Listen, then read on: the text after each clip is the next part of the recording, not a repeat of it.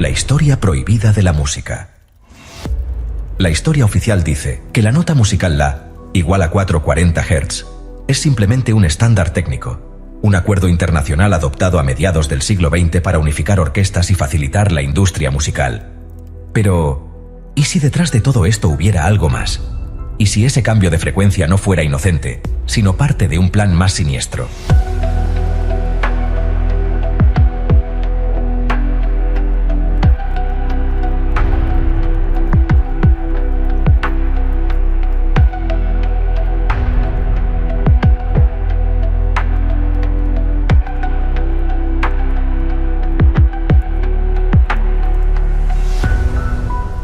En 1939, en plena Europa en tensión, un congreso internacional en Londres estableció de forma provisional que la nota La de referencia debía fijarse en 440 Hz. Poco después, en los años de la posguerra, esta frecuencia fue adoptada oficialmente por la Organización Internacional de Normalización en 1955. Desde entonces, la escuchamos en todas las músicas comerciales alrededor de todo el planeta.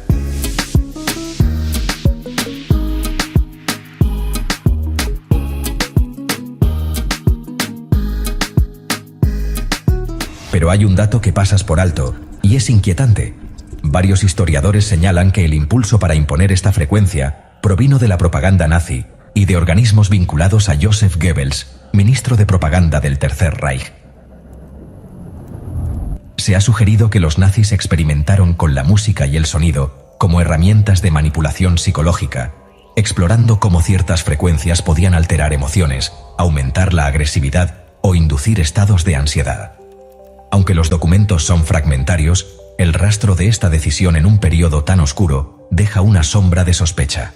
La pregunta persiste: ¿era el 440 Hz simplemente más práctico o quizás un tanto más manipulador? Para comprender esta historia prohibida, debemos retroceder en el tiempo.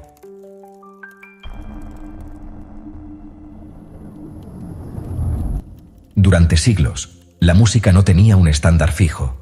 En la Francia del siglo XIX, el diapasón normal estaba en 435 Hz, considerado más suave para la voz humana.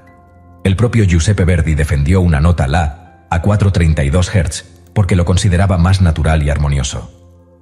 El 432, hoy rodeado de mitos, tiene raíces reales. Matemáticamente se alinea con proporciones naturales, múltiplos de frecuencias planetarias y ciclos cósmicos que ya Pitágoras relacionaba con la armonía de las esferas. Aunque no hay evidencia arqueológica de que fuera un estándar universal, lo cierto es que numerosos músicos coinciden en que suena más cálido, más humano, más cercano a la vibración del corazón. La ciencia moderna nos ofrece una pista. Experimentos de cimática muestran cómo las frecuencias musicales ordenan o desordenan partículas de agua y arena en patrones geométricos.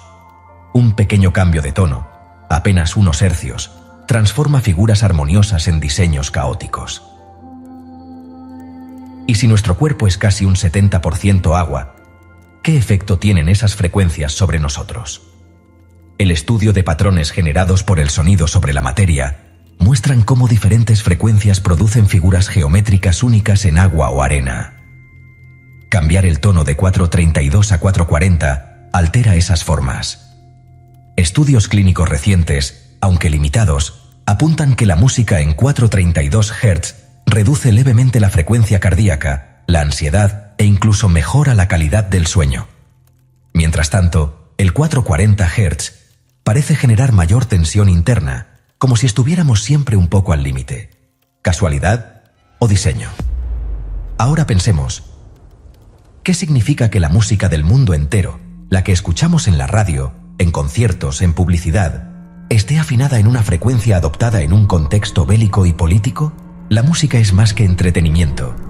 Es vibración, es influencia directa sobre nuestro organismo. El ritmo puede acelerar el corazón.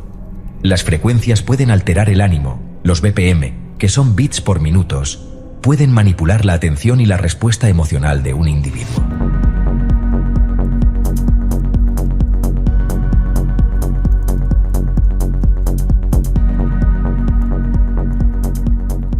¿Y si lo que creemos gusto musical es en parte un efecto programado?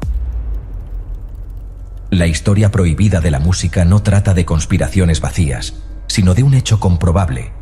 Alguien decidió, en algún momento, qué frecuencia debía resonar en cada rincón del planeta. El sonido construye realidades, y quien controla la música puede perfectamente controlar las emociones del mundo.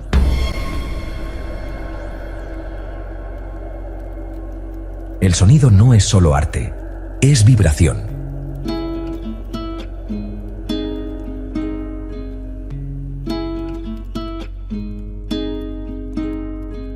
Y cada vibración deja huella en la materia, en las emociones y en la mente. Estudios médicos recientes sugieren que la música afinada en 432 Hz puede reducir la frecuencia cardíaca, disminuir la presión arterial y mejorar la calidad del sueño, entre otras cosas. Pacientes sometidos a música en esta afinación reportaron calma, serenidad y mayor concentración. En contraste, el 440 Hz no muestra los mismos efectos relajantes. Incluso se ha observado que produce ligeras tensiones internas. La diferencia es sutil, imperceptible pero real. Una vibración puede alterar tu estado fisiológico sin que lo notes conscientemente. ¿Los nazis lo sabían? Documentos y testimonios sugieren que experimentaron con música y ritmos para inducir obediencia, agresividad o fervor colectivo. No se trataba solo de palabras de propaganda, sino de frecuencias y BPM cuidadosamente seleccionados. El latido humano promedio ronda los 60 y 80 pulsos por minuto. Si la música acelera el ritmo a 120 o 140 BPM, el corazón se sincroniza, se activa la adrenalina y el cuerpo entero entra en estado de alerta. Así se manipula el ánimo de una multitud sin que ésta se dé cuenta. Hoy, esa misma técnica se usa en conciertos masivos, en publicidad, en videojuegos, en gimnasios. El ritmo musical es un gatillo invisible que controla nuestras respuestas. Pero no todo es pura manipulación. El sonido también puede sanar. Desde los mantras védicos hasta los cantos gregorianos, desde los tambores chamánicos hasta las flautas andinas, la humanidad ha utilizado la música como medicina del alma.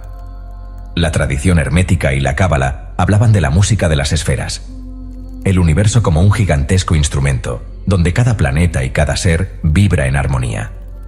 El iniciado debía aprender a afinarse con esa sinfonía cósmica. Hoy sabemos que la música puede mejorar la memoria en pacientes con Alzheimer, reducir la ansiedad en operaciones quirúrgicas, ayudar en procesos de rehabilitación neurológica. Todo gracias a lo que ya intuían los antiguos. El sonido moldea la conciencia.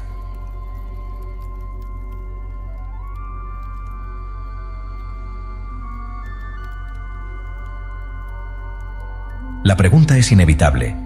¿Estamos escuchando y usando la música para elevarnos o para mantenernos en un estado constante de tensión y distracción? La historia prohibida de la música no habla solo de notas y escalas, habla de poder. Un poder que puede esclavizar a su antojo o liberar. Una frecuencia que puede alterar el corazón. Un ritmo que puede encender pasiones, evocar un recuerdo o despertar calma. Una melodía que puede manipular o sanar.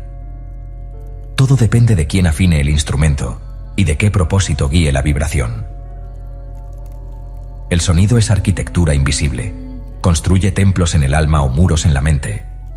Y quien comprende su secreto, comprende el pulso oculto del mundo.